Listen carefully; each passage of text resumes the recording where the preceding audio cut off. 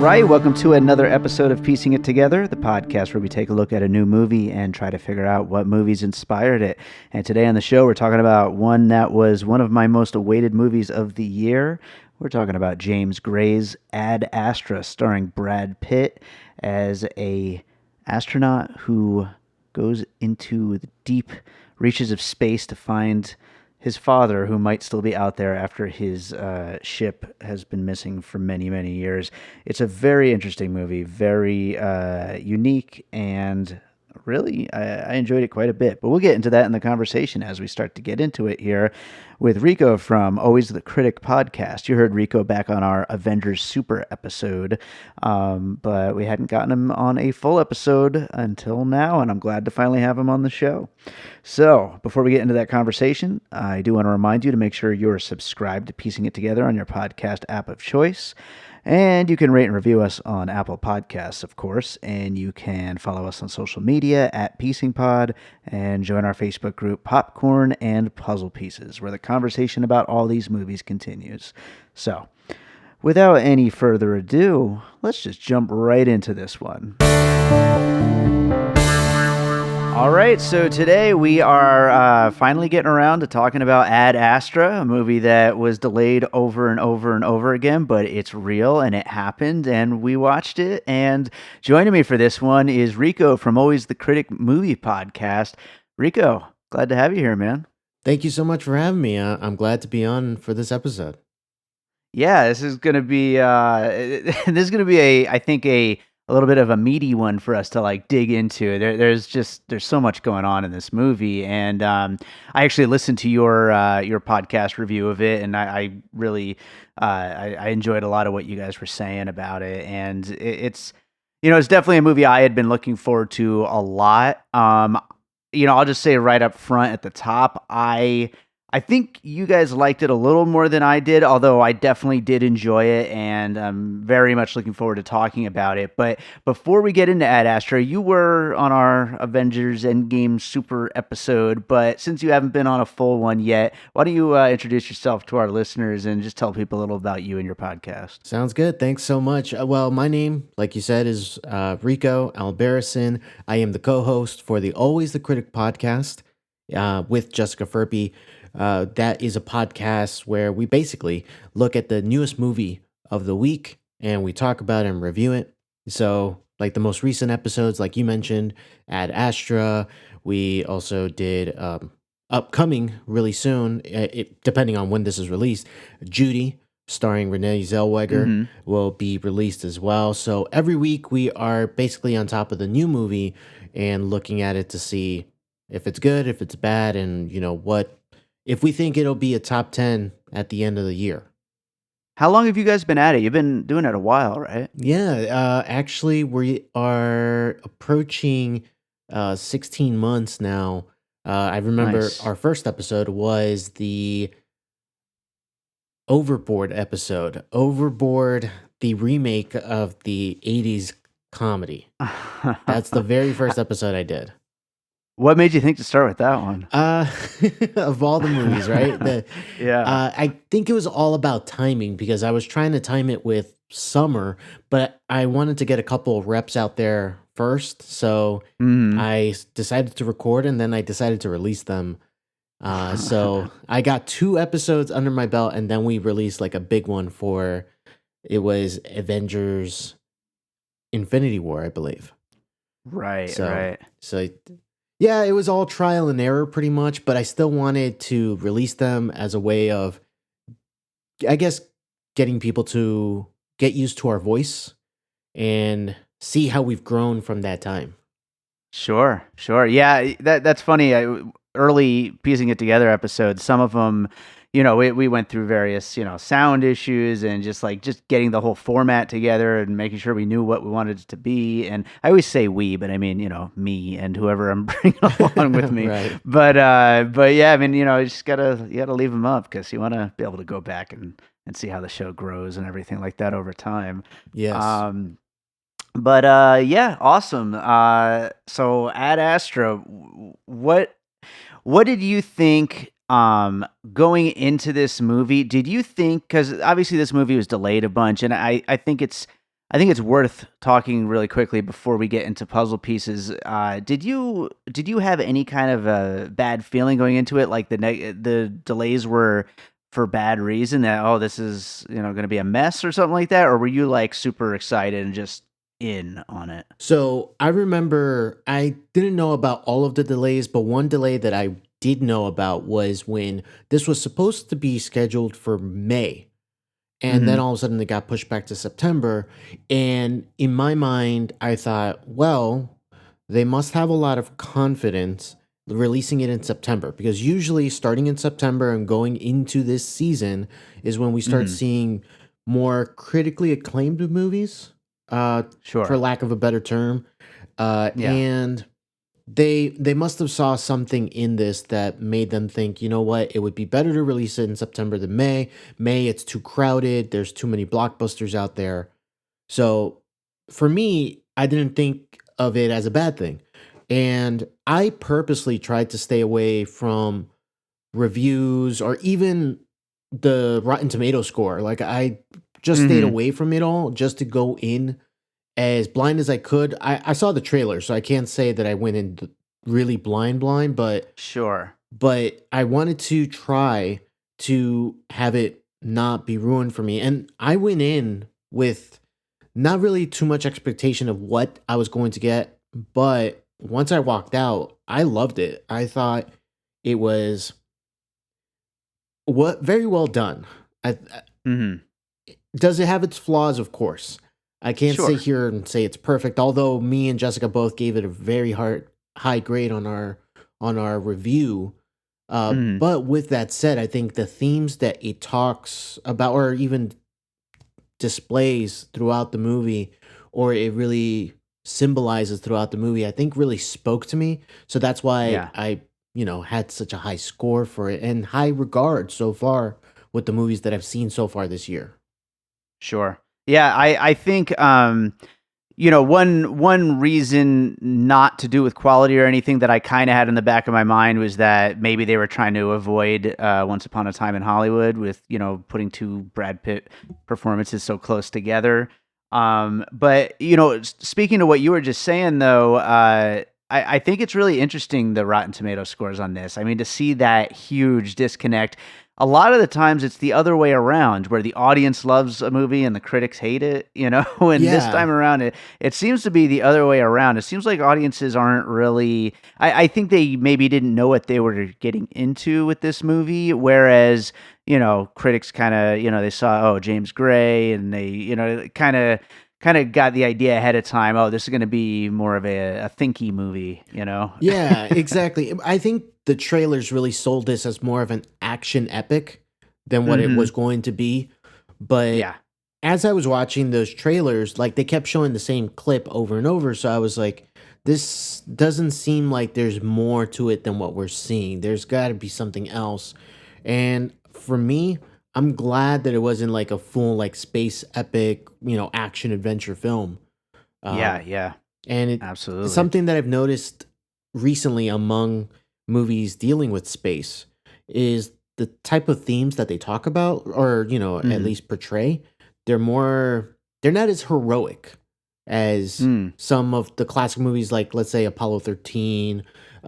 You can say Armageddon, even, just like they're all about either conquering or doing something great. But the last few years, you have Gravity, you have Interstellar, you have this that Yeah. have more of a isolation, or how hard it is to be, an astronaut or anything like that. So I find that interesting, and that's something that I've really enjoyed for the last couple of years.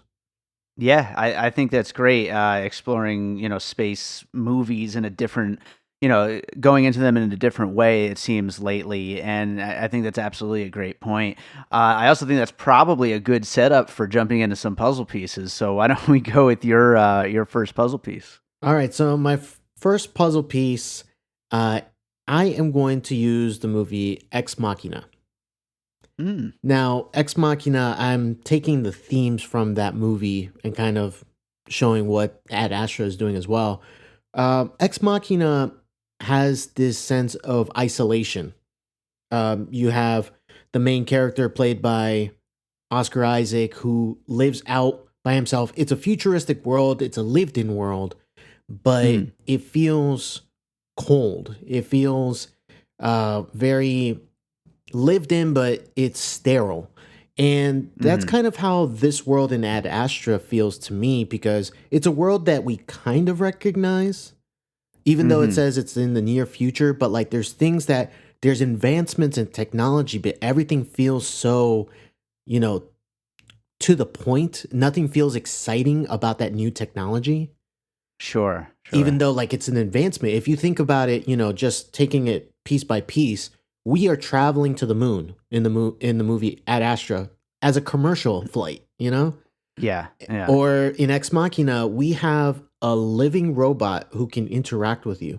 But the way the movies portray those like advancements make it seem very dark and very cold.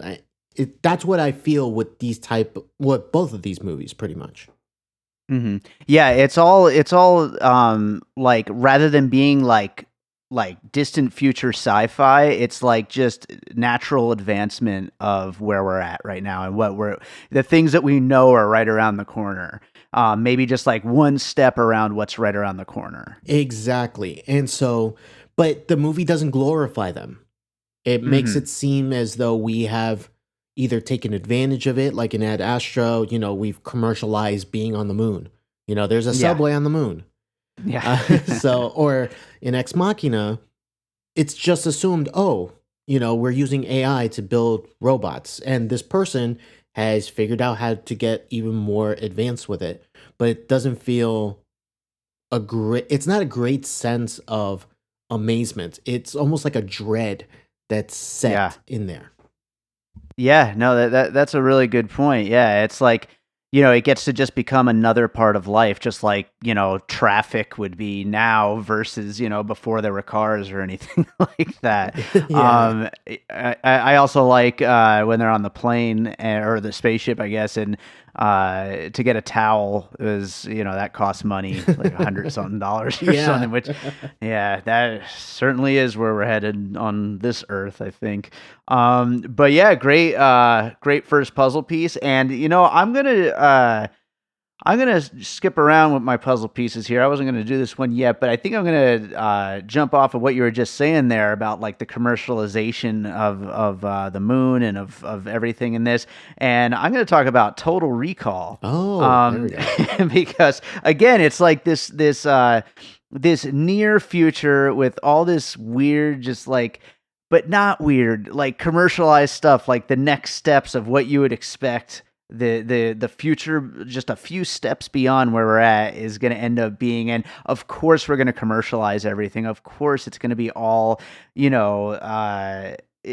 all modern day America just expanded into space and just crapping up space with all the stuff that we have. And to be honest, I haven't seen Total Recall in a long time, but I feel like the scenes that I remember the most are those kind of things of like just seeing what life in outer space could be like, in a capitalistic, commercialized way. But I always found that to be so funny. Yeah, and you can even hear in Ad Astra when they first get to the moon, and you can hear Brad Pitt's character, the inner monologue. If my father would see all this, he would tear it all down. Oh Just yeah. showing how commercialism has infiltrated everything that we do, including lunar exploration. Yeah, I didn't think about this ahead of time, but that whole thing of these movies kind of not showing the heroism anymore necessarily, or a different kind of heroism, part of it could be because these characters are just so burnt out on this, that Yeah. they know that all their exploits in space are going to be for an end goal of just turning shit into more, consumerism and all that crap. Yeah, exactly. They Everything that is an advancement, there's always something else that follows it, and is how can we commercialize, or how can we incentivize that advancement? Yeah, so no wonder these characters aren't so super psyched about their missions anymore.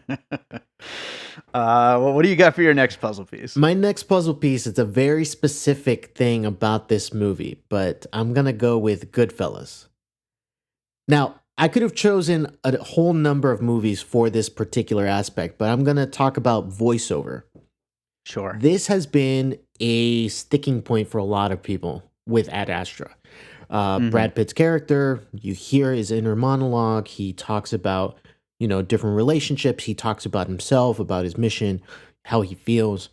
And I think Goodfellas, for the most part, I think most people would say that that is a good use of voiceover work where Sure. you're hearing the character, the main character, what he wanted to be. He always wanted to be in the family. He always wanted to be a gangster. He always wanted to be this. That's a great use of it. And I think Ad Astra does have good uses of it. Some people complain that it's a little too much, Hmm. or that maybe if it was a little more restrained, people would have enjoyed it more. But I'll be honest with you, I think that a lot of the best lines that this movie has to offer in terms of quotes come from those narrations. Like, for Sure. example, there's one where Brad Pitt is speaking about his father, and it's like, the further away I try to get away from you, the closer I become to you. I keep Hmm. being dragged into the same dark hole. Like little things like that, that they sound like very clever lines. And that's why I wanted to say that the voiceover work, at least for me, worked. Hmm. Yeah, I was wondering as the movie was starting, like, maybe like 20 minutes in or something, I was starting to wonder, like, is it going to be voiceover the whole damn time? And sure enough, it was. And it didn't really bother me either. It just was a little jarring because, you're right. A lot of the times you think of movies that rely on voiceover, and if it's not like kind of perfect, it kind of goes the other way to where you're Right. like, oh God, they're doing voiceover the whole time. Right. Uh, and so, but I do think you're right though that it was done. This is an example of it being done really well, and I think I think people who don't like the movie because of the voiceover, I think maybe they're just not paying attention to, all the interesting things about this character and what he's feeling and what he's going through. And that is how, I mean, in a movie that very purposefully doesn't deal with much in the way of other characters. I mean, there's a few peppered throughout, but this was very intentional, and I think it's done really well the way he handles voiceover in this. Yeah, and I think that a lot of people who have had the thought of, show not tell, which is a very common expression when you're talking about a movie. Um, in this particular case, I think it would have been tough to get the thought or message across to the audience if there Hmm. wasn't that narration. If you're just watching Brad Pitt on screen and you're seeing him go through things, you're not really getting the full emotion of how he's feeling about it. And it's not like he's giving off a very emotive performance. Yeah, So I think the voiceover was handled well and it was necessary in this case. absolutely. I completely agree. Well, all right. I'm gonna go on to another one here, another puzzle piece. So in this movie, Ad Astra, we've got a ship that has been missing for years, out when it had set out on a mission and then disappeared. And now there's a signal, and they think that, oh, it might still be out there. Let's send a rescue mission. And of course, spoiler alert, we don't worry about spoilers on this show, but to get there and find out, everyone went crazy, basically, or at least the main guy went crazy, and lots of violent murders went down on the ship. Um, and I thought of Event Horizon, which I still Oh. maintain is the scariest fucking movie ever. Even though it's very cheesy in retrospect, it still scares the shit out of me. But yeah, I mean, that's basically the exact setup of Event Horizon. And what a creepy setup that is. And of course, this movie is not by any means a horror movie. It's not scary, really. But certainly the lost ship that was out there doing some scientific mission, like millions of miles away, isolated from Earth, and that unknownness of space multiplied by the fact that the ship disappeared for so many years, and who knows if anyone's still on it or what happened to it. It really kind of amps up the creep factor in both situations. And yeah, that is a perfect tie-in with everything that goes on with Tommy Lee Jones's character and his crew.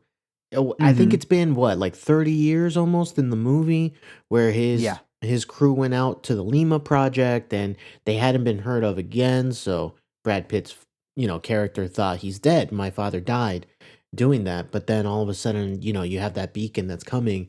That's a great tie-in on that one. I got to give you props on that one. Well, thank you, man. Thank you. What do you got for your next puzzle piece? My next one is going to be Mad Max Fury Road.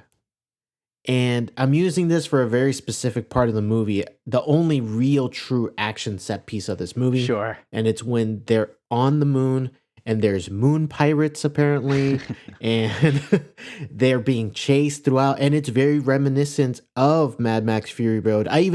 In my review, I even called it Mad Max Lunar Road, just because of the fact that everything feels the same. You have one crew being chased down into where they're going, but it feels as though they're being chased almost like Mad Max Fury Road. That's how it felt like to me, at least, the way that action piece was set up, designed, how it was shot. Sure, absolutely. And I remember hearing you talk about that on your episode, and that's hilarious. I love that Mad Max Lunar Road. But as much as Ad Astra is not an action movie, and it's not the kind of movie that gets sequels or spin-offs or anything like that, I would love to know more about the world of space pirates on the moon in this. Yeah. It's so interesting. That would be super fascinating to me. The fact that there's regions of the moon you can't travel because they might kill you. Yeah. Because it's not governed land. And it's people. That is crazy. It's not aliens. Yeah. It's just people who went up there and then just kind of went off grid or whatever. That is nuts, and I wish they would have explored that a little more in the movie.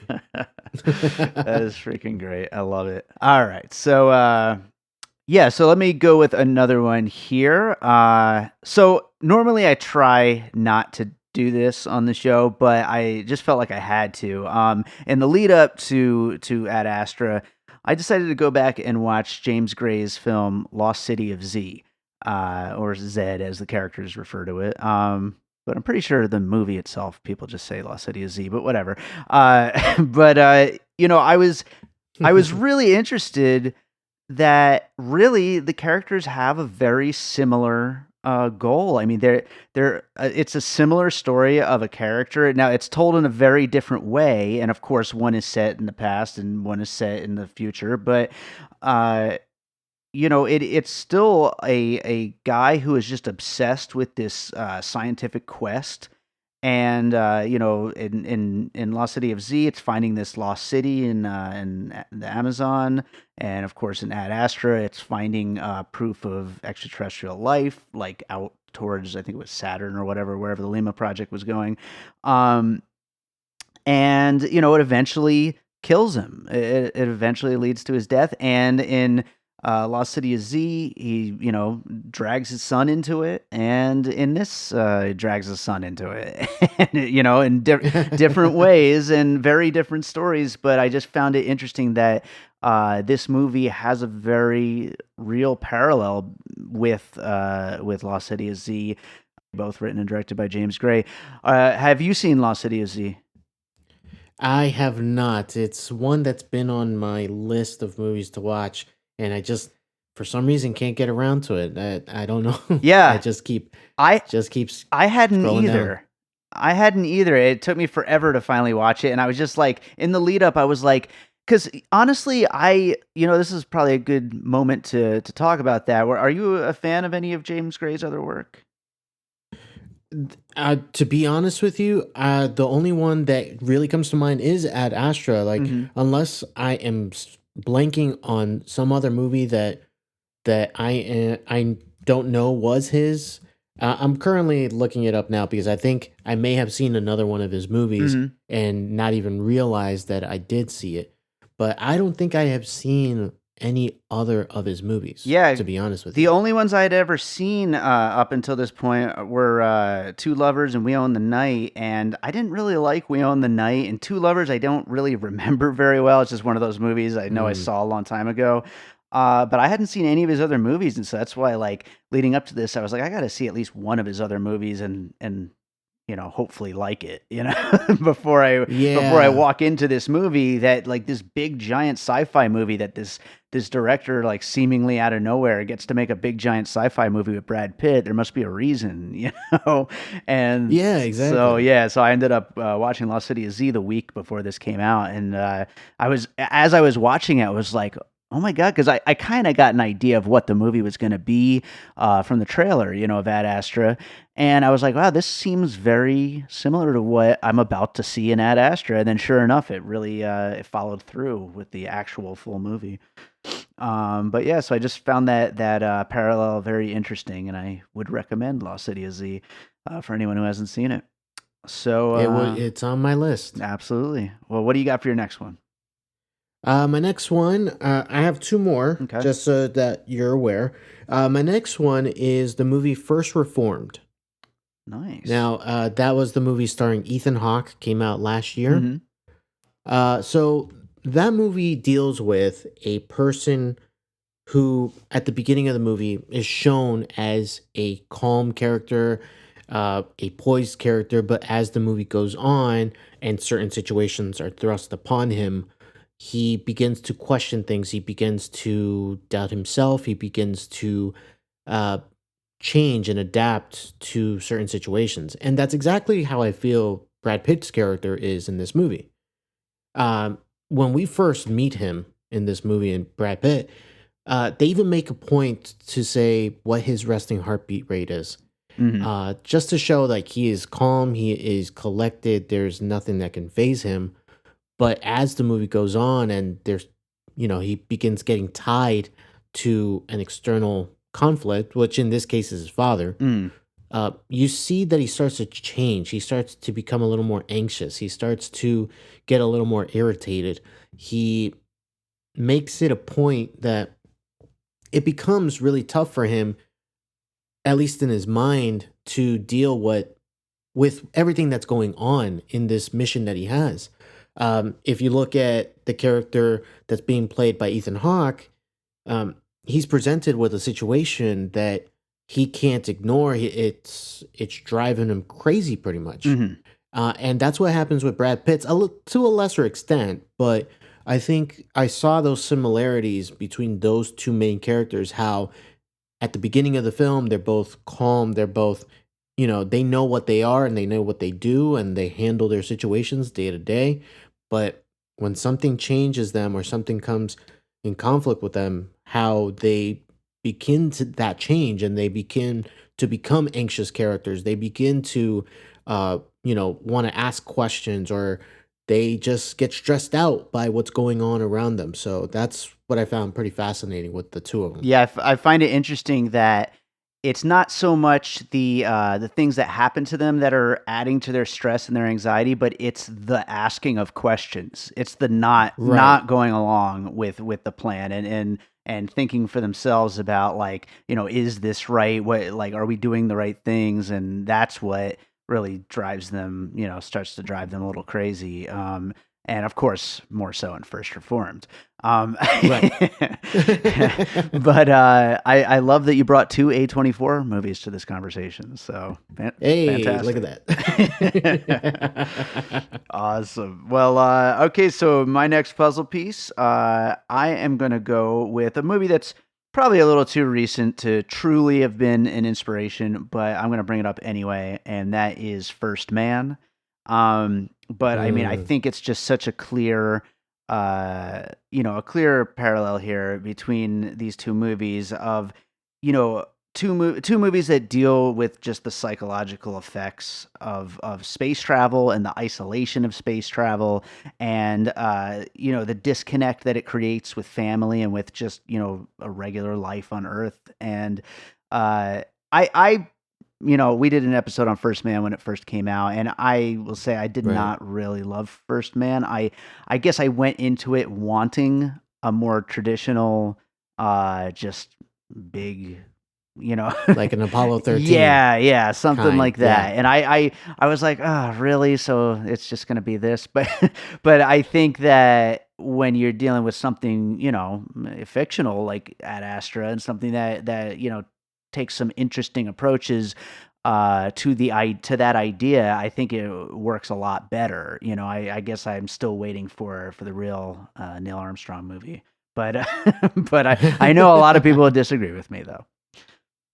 Yeah, we actually did an episode on First Man, and it was three of us, and two of the three did not like First Man because of the way it goes. It's not a traditional going to space and seeing how heroic this person is, or Mhm. a very triumphant score when they land on the moon. Uh-huh. Not stuff like that. But I will say that this movie and First Man do have in common, like you were saying, about the psychological effects of space, but also how these two characters are pretty similar in terms of how focused they are Yeah. and how nothing else matters except for we need to go to space or I need to do this mission. I think there's some similarities between the two characters. And it's funny when you say that because I love Ryan Gosling as an actor. I love Brad Pitt as an actor, and you're absolutely right. They're very similar in their drivenness and their kind of disconnect from other people. And yet for whatever reason, I like Brad Pitt's character so much more. Like I could just watch him and root for him, I guess, in a way, and I'm so much more uh so much more into watching him go about whatever it is that his story is going to be than I was watching Ryan Gosling. As I watched that version of this kind of a character, I'm like, ugh, just get it together, man. I totally hear you on that. Yeah. But yeah, well, it's not hard to basically look at Brad Pitt for 2 hours. Yes, that's I absolutely think right. he's a pretty good looking guy. So Yeah, no question there. Well, what do you got for your next one? all right, this is the final one that I have, Mhm. and so it is Interstellar. Mhm. I think the parallels are just a little too obvious not to mention them. Number one is the way space is portrayed in both of these movies. I think both of them take a very interesting and I would say cool approach to how they design their space exploration, whether it's the design of the ships or uh, the actual special effects of the movie and how they use them to design their vision of space. I think they're both interesting Mhm. and very well done. But more importantly, I think the other main point you could pull from both movies is the parent child relationships between the main characters. In Interstellar, you have Matthew McConaughey's character with his daughter, who eventually is played by Jessica Chastain. Mhm. There is that sense of abandonment from the child towards their parent, that the mission that they went on was more important than them on Mhm. Earth. And that's exactly what Brad Pitt's character deals with Tommy Lee Jones. Tommy Lee Jones was so caught up with the mission and going out that he abandoned his family and his son, just as Matthew McConaughey, abandoned his daughter and his son as well. And I found that to be the strongest point between these two movies and how similar they are in that aspect. I like it. I like it. And, it's funny. I've seen people on Twitter, on film Twitter, which we all know film Twitter is just the worst. Oh, yes. But I've seen people try to say that there is no comparison between the two movies, that they're not alike in any way. I think they absolutely are alike in quite a few ways, like what you were just talking about right there. I mean, using a space travel, adventure basically for the purpose of dealing with people's emotions rather than some kind of, plot driven goal or something like that. I think there's definitely, parallels between Interstellar and this movie. Yeah, I find it interesting when people say there isn't some type of like relationship or they're not similar because it's almost a little too obvious how similar they are in Yeah, that aspect. I completely agree. Completely agree. Well, I only have one more puzzle piece as well. So I told you before we started recording, this one's kind of silly. So I don't really think of it as an inspiration, just a observation. But and I should preface this by saying I didn't mind this scene at all in either movie, but when Brad Pitt flies through space, I was reminded of Princess Leia in The Last Jedi, that scene that all Oh, the here we trolls go. hated so much. And I always thought it was cool. I mean, come on, I love The Last Jedi. I don't care what anyone says. So do I. That oh my god, I love that movie so much. And don't we're both gonna get hate for I'm that. sure we will, and I don't give a damn. The Last Jedi rules. Ryan Johnson rules. All right. Well, I'm going to do the finished puzzle, and then we'll get into any closing thoughts that we had on this movie. So we've got Ex Machina, Total Recall, Goodfellas, Event Horizon, Mad Max Fury Road, The Lost City of Z, First Reformed, First Man, Interstellar, and The Last Jedi. So, great list of movies here. Really a wide-ranging list of movies, but quite a few that deal with space and all that kind of stuff. Because I mean, come on, of course, that's bound to happen. Right. But it definitely goes into a lot of different other directions as well. Do you have any closing thoughts about Ad Astra? I recommend anyone who enjoys space movies just give it a shot. I think that you will be better off than worse off unless you really hate space movies, but I think there is still a lot to glean out of it. Absolutely. I think there's plenty here. It's unique. It's different. It tells a really it's a very interesting character to follow. Even with all the voiceover and all that. I mean, it really is and it's a great performance. I mean, we've spoken about the movie itself, and we talked about Brad Pitt a little bit, but I mean, really, Brad Pitt is fantastic in this. Two incredible performances this year. It's just amazing. Yeah, it's a great year for Brad Pitt, and I don't think we should be too shocked because he is a really good actor. Oh yeah. One of the things that people always say, and there's been backlash to even this statement, but a lot of people have said recently that he is a character actor trapped in a leading man's body. Mm-hmm. Because of the type of roles he's been choosing, especially over the last 15 years. Like, if you look at his filmography, it's very, it's all character work. Like, it's very intense acting. You're doing something. It's not you just being a movie star and just showing up. Right. Yeah. No, absolutely. And I love Brad Pitt. I mean, Yeah, I I can't wait love to see him. what he does next. Yeah, I He's know. just amazing. I love him. Well, I think that about does it. What is another movie you watched recently you'd like to recommend? I have two. One of them you did an episode on just recently, not too long ago, and that's Brittany runs a marathon. Nice. I think it's delightful. I think it's uplifting. And if you just want to have a good time watching a movie, I think Brittany runs a marathon is very, very good movie to choose from. And then the other movie was Loose. Oh This is a yeah. movie. Yeah, it came out in August, so I don't know if it's still in theaters for some people. It might not be, but if you get a chance to check it out, it is a thriller. But I don't want to say too much about it because I think people should just walk in and watch that movie and decide for themselves. I thought it was really well done, and I look forward to see what comes from Kelvin Harrison Jr., who Hmm. was the star of that movie, um, because he gives a really, really detailed performance. Absolutely. Loose was really, really good. I kind of felt bad that we never got around to an episode on it. Maybe we should do one of these days. But Yeah, you never it, know. yeah, because it is a really good movie, and I definitely hope more people see it. That's for sure. Oh Uh, yeah. so right on, Rico. Thanks so much. Why don't you tell people where they could find your podcast?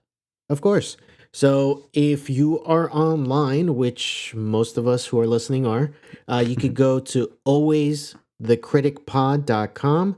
All of our posts are there, even reviews, written reviews. So if you like to read reviews, we post them as well. If you want to follow us on social media, you can follow us on Facebook, Instagram, and Twitter at Always Critic Pod.